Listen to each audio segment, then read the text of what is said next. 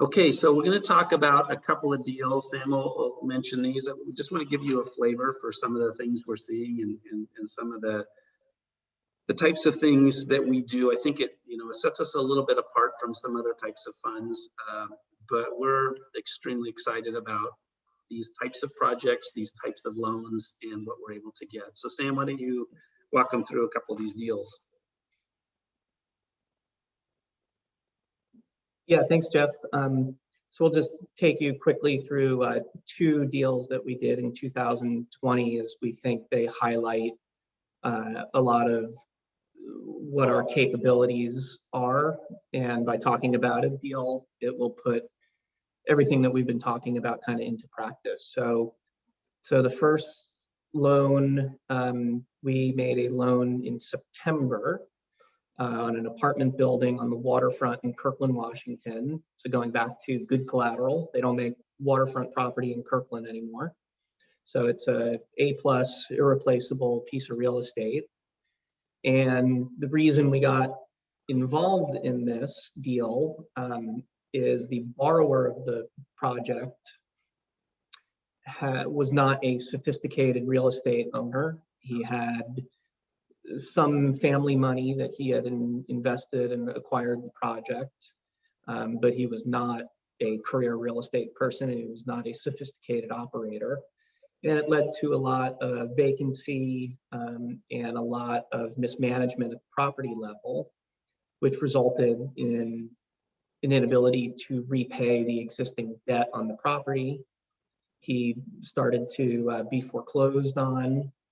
We were actually originally contacted through the equity channel to potentially put in a preferred equity position to the deal. And once we looked at it, we realized that wasn't the right risk profile. The right risk profile for this deal was a loan. And so we proposed that idea, and the borrower kind of went away. And then they came back around about a week before their foreclosure date, realizing that they had a good asset that will survive and thrive post-COVID with implied equity, but they had an acute short-term liquidity problem. And so rather than losing all of their equity in their cash investment, they decided to call us back and see if we could make a loan to pay off the existing debt and avoid the foreclosure. So I think we got a phone call on a Thursday night.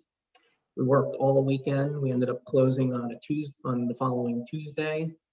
We loaned $7,125,000, took a first position, and we were able to leverage our network, and we required the borrower to hire a preferred Seattle investment sales broker. And so they immediately listed the property for sale after we closed, ultimately generating a sale that resulted in the borrower, getting most of their equity back. And our loan was out for 120 days.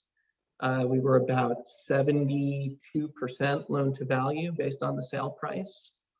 And over the course of 120 days, we made a $570,000 profit and a tidy 30% IRR. So that just gives hits a couple of highlights. Came through a different deal channel that we were able to decide it was a loan. Speed, we closed in five days.